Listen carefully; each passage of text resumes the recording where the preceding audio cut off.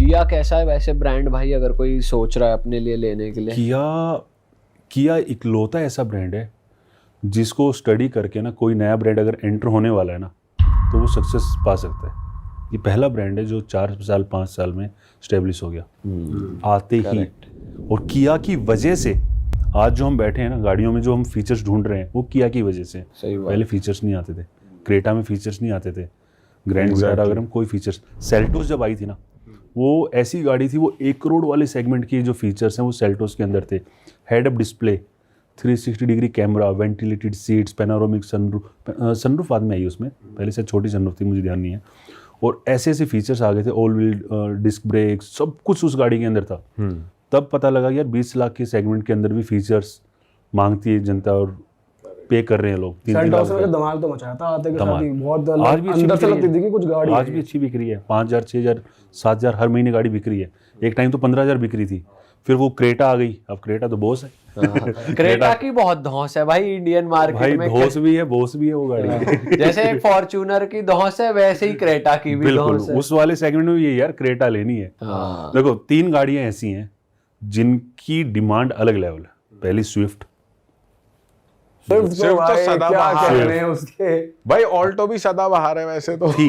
अब तो यार वो 2000 पूरे इंडिया में 150-200 करोड़ की पॉपुलेशन हमारी, 2000 यूनिट पे आ गई सेल उसकी। हाँ बिल्कुल ही लोगों ने लेना ही बंद कर दिया। पर उस गाड़ी में भी कुछ अलग ही है, जैसे पहाड़ों पे जाते हैं तो हमारे पास ऑल्टो भी है और भाई और वो जैसे बर्फ में चल रही होती है तो प्रॉपर निकल जाती है भाई, बड़ी बड़ी गाड़ियां नहीं निकल पाती। लॉर्ड उसको दर्जा मिला हुआ है। बट यार हम सारे एक ही एज ग्रुप के हैं। स्विफ्ट हमारा पहला प्यार था जी, जो लगता था कि यार इसको तो हम खरीद ही लेंगे कभी ना कभी, इतना पैसा तो कमा ही लेंगे कि स्विफ्ट को खरीद लेंगे। ठीक है, स्विफ्ट हो गई पहला पड़ाव। दूसरा पड़ाव है क्रेटा कि भाई साहब बस डीपर मारना है, साइड मिल जाएगी। हॉर्न मारना है, हॉर्न भी जबरदस्त होता है उसका। हॉर्न नहीं मारना, डीपर मारना है, बस दिन में डीपर मारना है। क्रेटा आ रही है, काली क्रेटा है तो बस माहौल खौफ ही अलग है। तो क्रेटा आ रही है।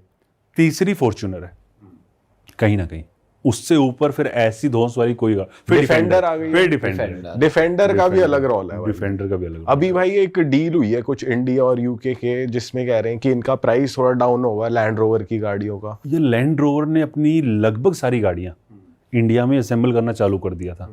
और थोड़े दिन पहले कोई गाड़ी 35 लाख रुपए सस्ती हुई है, कोई गाड़ी 60 लाख रुपए सस्ती हुई है। हाँ। तो जो इंडिया में असेंबल हो रही है उन पे कुछ नहीं होना। अच्छा, यूके से शायद एक ही मॉडल बन के आ रहा है, कोई वेरिएंट बन के आ रहा है रेंज का। डिफेंडर आ रही है स्लोवाकिया से, तो वो उस डील में नहीं आएगी, बट डिफेंडर भी इंडिया में असेंबल होगी अभी। अच्छा, 2-4-5 महीने में से चालू कर देंगे तो 20 लाख रुपए सस्ती हो जाएगी वो। तो यूके से ऐसा कोई खास बेनिफिट नहीं होने वाला। हाँ, बाइक्स में होने वाला है। नॉर्टन एक बाइक ब्रांड है जो टीवीएस ने खरीद लिया है, तो उनकी फैक्ट्री यूके में है। तो वो जब डील हो जाएगी तो उन बाइक्स को यहाँ पे वो बेचेंगे। अच्छा, तो वो थोड़ी सी 20 लाख वाली आपको 12-13 लाख रुपए में मिल जाएगी। भाई वैसे जैसे ऑफ रोडिंग करते हैं कुछ लोग, तो कुछ लोगों की प्रेफरेंस रहती है कि जीप रैंगलर बहुत ज़्यादा चलती है, थार भी लेते हैं लोग, और डिफेंडर भी लोग ऑफ रोडिंग के लिए यूज़ करते हैं बहुत ज़्यादा। तो थोड़ा ऑफ रोडिंग को लेके थोड़ा बताओ कि कौन सी गाड़ी बेटर रहती है। यार ऑफ रोडिंग में ना, जो कोई भी स्टॉक गाड़ी है ना, उससे आपको ऑफ रोडिंग करने में मज़ा नहीं आएगा। आप गाड़ी लो भैया, टायर लगवाओ बढ़िया से पूरा, थोड़ा बहुत। अब थार में क्या हो रहा है, 25 लाख में 4x4 आ रही है। हाँ। 15 से 20 लाख रुपए लोग लगा देते हैं, लगाने वाले हाईलैक्स में लगा रहे हैं। हाँ। वो तो शोरूम से उतरते ही सीधी वहां जा रहे हैं कि भैया लिफ्ट किट, ये किट, वो किट। उसके बाद करो ऑफ रोडिंग, उसके बाद कर रहे हैं पूरा रोलर रप्पा मचा रखा है ढंग से। तो रेंगलर में भी यही है। कुछ आप देखोगे ना, सबसे पहले टायर, थोड़ी सी लिफ्ट किट, थोड़ा सा बढ़िया सा बना के उसके बाद ऑफ रोडिंग कर रहे हैं। बट करके 4 दिन बाद वो समझ आता है उनको, यार ये तो हो नहीं पाएगा रेगुलर। फिर वो गाड़ियाँ बस फिर रोड पे चलती दिखेंगी आपको, गुड़गांव, दिल्ली, नोएडा जैसे शहर के अंदर। बट हाँ ठीक है, मतलब मचा रखा है उन्होंने बनाकर।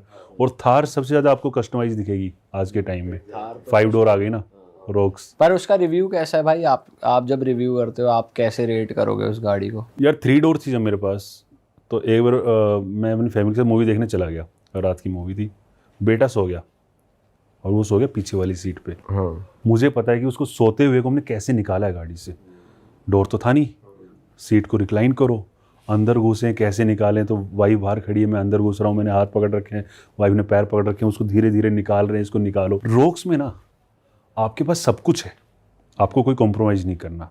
आपको पहले यार दोस्त नहीं बोलते यार हम पीछे नहीं बैठेंगे, तू बैठ कार में जो होता था, जो इससे पुरानी आती थी उसमें तो सीधी जो उसमें तो सीट बिल्कुल होती थी सीधी-सीधी सीट वो होती मेरे थी, पास है। वो- उसमें तो भाई जैसे हम भाई जाते ट्रिप पे तो ये हो जाता भाई तू ही चला, हम तो दूसरी गाड़ी में बैठ रहे हैं। बट उसका डीएनए चेंज नहीं हुआ है गाड़ी का। हाँ मॉडल चेंज हुआ है, यूटिलिटी चेंज हुई है, डीएनए वही है कि आप आज भी ऑफ रोडिंग पे जाओ ना तो आपको वही फन मिलेगा जो पहली वाली में आता था। हाँ अब वाली में क्या है, थोड़े से प्रीमियम फीचर्स आ गए, फीचर्स मांगने लगे ना, पुश स्टार्ट बटन, ठीक है, बड़ा इंफोटेनमेंट, सीट्स अच्छी हो गई हैं, 4-5 डोर हो गई है तो भाई डिग्गी भी मिल गई है, सामान भी रख दो थोड़ा बहुत, हाँ पीछे भी बैठ जाओ आराम से।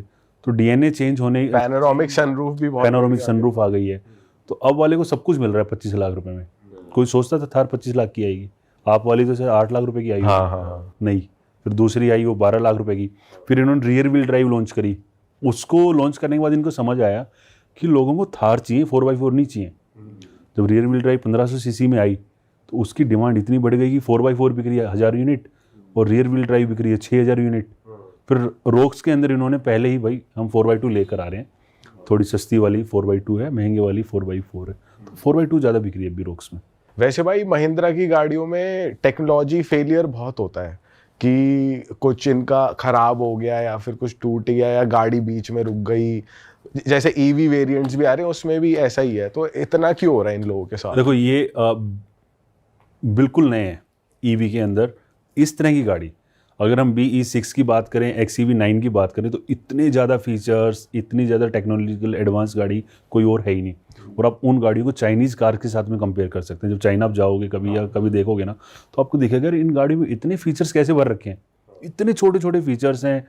अब वो सारे फीचर्स आपको महिंद्रा ने ऑफर कर दिए। पहला कार ब्रांड है इंडिया के अंदर जो इतना कुछ कर पाया है, और उसमें भी सब कुछ खुद का नहीं है भाई। सॉफ्टवेयर के लिए इन्होंने top notch software firm hire करी है कि आप सॉफ्टवेयर बनाओगे, ब्रेकिंग के लिए top notch breaking firm hire की है, और वहाँ पर आप देखोगे तो कहीं 200-250 कोलैब निकल कर आएंगे कि अलग अलग, और उन सबको समेटना एक गाड़ी के अंदर, अच्छा R&D करना। बैटरी इन्होंने BYD से ले ली, बेस्ट जो बैटरी हो सकती थी वो ले ली, तो इन्होंने चीज़ें सारी बेस्ट ली हैं। बट अभी शुरुआत का फेस है, कहीं पर कुछ इशू आ रहा है कुछ गाड़ियों के अंदर, कुछ 1-2 गाड़ियाँ मैंने भी देखी थी, एक्सीडेंट हो गया, पीछे से किसी ने स्कूटर ठोक दिया, गाड़ी स्टार्ट नहीं हो रही, वो टो करके लेकर जा रहे हैं। तो वो इश्यूज धीरे धीरे रेंज भी पूरी नहीं पहुंच रही है, जैसे 500 बोल रहे हैं तो रेंज ज्यादा नहीं चल रही। रेंज क्या है कि आपने अगर पहले ईवी नहीं चलाई है और आप सोचोगे कि यार ये तो भगने में मजा आ रहा है, इसको भगाओ, तो 200 भी नहीं चलेगी। अच्छा अगर आप उसको, ईवी का क्या है ना, पेट्रोल डीजल की तरह नहीं है कि यार पेट्रोल को आप भगाओगे 10 की जगह 6 की दे देगी, 7 की दे देगी, और नॉर्मल चलाओगे तो 10 की जगह 13-14 की देगी। ईवी अलग है, ईवी 10 की जगह 3 की देगी। अगर आपने बहुत बुरी तरह भगाई 150-160 मुंबई एक्सप्रेस पे चले गए ना तो हो सकता है 200 भी ना निकाले अगर भगा कर ले गए हो। ईवी को नॉर्मल चलाना होता है 80-90 100 110 तक चलाओ, कोई इशू नहीं है, रेंज दे देगी, 450 प्लस तो देगी देगी। मेरे को भी दिए थोड़े दिन पहले। अगर कोई ईवी प्लान कर रहा है, किसी कंपनी ने नई ईवी लॉन्च करी है, जैसे महिंद्रा की हम बात करें, तो मतलब अगर कोई ईवी का शौकीन है तो वो 1-2 साल रुक के ले, जब नए वेरिएंट्स आ जाएं, ये बग्स और ये दिक्कतें सॉल्व हो जाएं, ऐसा कुछ है क्या? यार मैं तो सजेस्ट करूंगा थोड़ा इतना रुक जाओगे, थोड़ा डिस्काउंट आ जाए ठीक है, क्योंकि ईवी में ना डेप्रिसिएशन बहुत ज़्यादा है। आपने आज गाड़ी खरीदी 50 लाख की, आप बेचने गए तो हो सकता है 30-32 लाख भी ना मिले आपको। अच्छा, तो थोड़ा सा अगर 5-7 लाख का डिस्काउंट मिल जाए, जैसे EV6 पे हो रहा है, अब 70 लाख की गाड़ी में 20 लाख का डिस्काउंट मिल गया, मैं खुश हूँ भाई। 50 लाख रुपए की है, 40 की 45 जो भी बिकेगी, मुझे नुकसान नहीं होगा। तो ईवी में थोड़ा सा डेप्रिसिएशन ज़्यादा है।